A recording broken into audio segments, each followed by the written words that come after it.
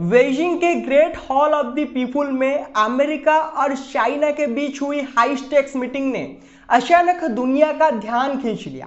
ऊपर से ये एक सामान्य डिप्लोमेटिक एंगेजमेंट लग रही थी, लेकिन अंदर जो बातचीत हुई उसने यूएस चाइना रिलेशन की असली दिशा साफ कर दी। एक तरफ थे शी जिनपिंग, जिन्होंने पहली बार सार्वजनिक रूप से इतनी सख्त भाषा में कहा कि ताइवान हमारी रेल लाइन है। दुनिया को जो एक रूटीन समिति दिखा वो वास्तव में आने वाले महीनों और सालों की जियोपॉलिटिक्स का सबसे इंपॉर्टेंट संकेत बन गया। दिखने में सब कुछ शांत, हाथ मिलाने में मजबूती, लेकिन अंदर जो बातें हुई उनमें शांति बिल्कुल नहीं थी। क्लोज डोर मीटिंग्स 2 घंटे चली और इन 2 घंटों में शी जिनपिंग जिस अंदाज में बोले वैसा चीन बहुत कम दिखाता है। उनका पहला वाक्य ही भारी था, ताइवान हमारी सबसे बड़ी रेल लाइन है। सीधी बात, ना कोई घुमाव, ना कोई मिठास, सख्त चेतावनी। उन्होंने साफ कहा कि अगर ताइवान का मामला गलत तरीके से संभाला गया तो अमेरिका और China classes and even conflicts की तरफ बढ़ सकते हैं। मतलब अगर ताइवान की इंडिपेंडेंस को सपोर्ट किया गया तो स्थिति आग और पानी जैसी हो जाएगी। साथ नहीं रह सकते, एक दूसरे को खत्म कर देंगे। ये चेतावनी उन्होंने किसी अधिकारी, किसी प्रवक्ता को नहीं दी, सीधे अमेरिका राष्ट्रपति डोनाल्ड ट्रंप को बैठा कर दी। इससे अंदाजा लगता है कि मामला कितना संवेदनशील है।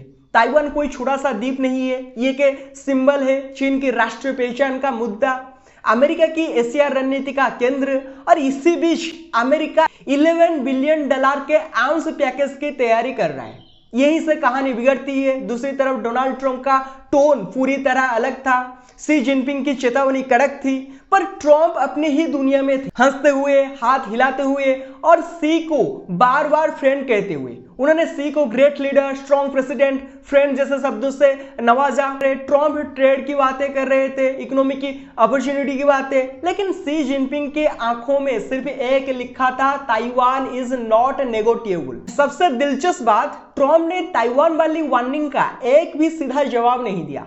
उन्होंने टॉपिक बदल दिया, बात ट्रेड पर ले गए, फिर अपनी अचीवमेंट्स गिनाने लगे। बाहर मीडिया से बात करते हुए अमेरिका के secretary of state Marco Rubio ने क्लियर कहा, अमेरिका की ताइवान पॉलिसी वही है जो पहले थी। और उन्होंने ये भी कहा कि अगर चीन ने ताइवान पर जबरदस्ती की तो ये एक बहुत बड़ी गलती होगी। ऊपर से स्माइल, नीचे से तनाव, यही इस मीटिंग का सही माहौल था। ये मीटिंग इसलिए भी बड़ी थी क्योंकि लगभग 1 दशक बाद किसी अमेरिका राष्ट्रपति की चाइना स्टेट विजिट हो रही थी। दोनों कंट्री कोशिश कर रहे थे कि रिश्ता टूटे नहीं। दूसरे दिन समिति की गहराई खुलने लगी, असली डील्स सामने आई, असली राजनीति दिखी, असली तनाव खुला।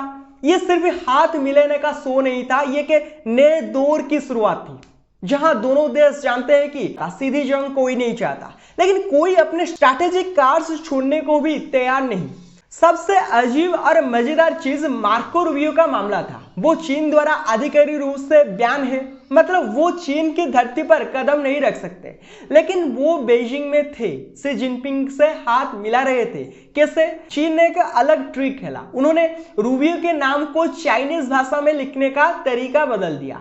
नई कैरेक्टर, नई प्रोनाउंसिएशन, वही आदमी पर टेक्निकली बयान में नहीं आता। फेस सेविंग डिप्लोमेसी, बयान भी रहे, मीटिंग भी हो जाए।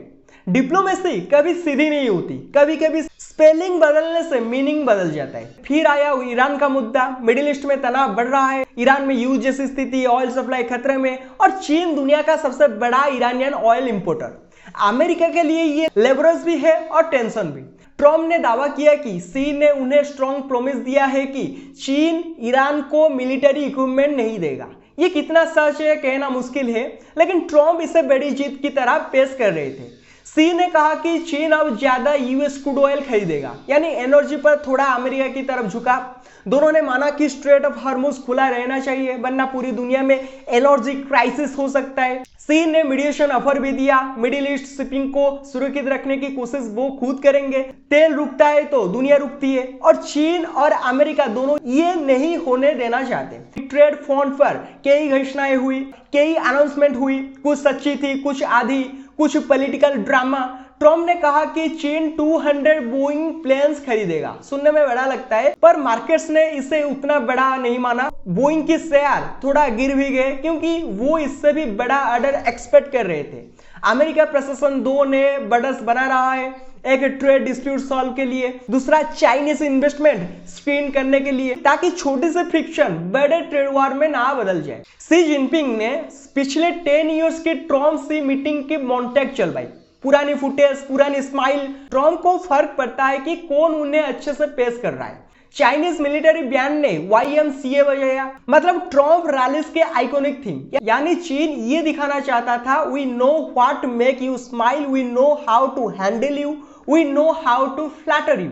समिट के अंत में ट्रम्प ने शी जिनपिंग को व्हाइट हाउस इनवाइट किया 24 सितंबर 2026। जाते जाते शी ने ट्रम्प से कहा make it work and never mess it of. ये बात आज एक कंप्लीमेंट भी थी, वार्निंग भी थी और रिमाइंडर भी। मतलब हम साथ देने को तैयार है, लेकिन अगर तुमने गलती की तो असर बहुत दूर तक जाएगा। अब ये सब क्या बताता है? ये बताता है कि दुनिया दो हिस्सों की तरफ बढ़ रही है, एक तरफ अमेरिका, एक तरफ चीन, दोनों न्यूक्लियर पावर्स, दोनों इकोनॉमिक जायंट्स, दोनों दुनिया के रूल्स को सेव करने की कोशिश में है। और बीच में ताइवान, एक जलता हुआ मुद्दा, एक ऐसा मुद्दा जिसकी वजह से कई कंट्रीज की फॉरेन पॉलिसी तक हिल जाती है। शी जिनपिंग ने पहली बार इतनी सीधी चेतावनी दी, Taiwan is the red line.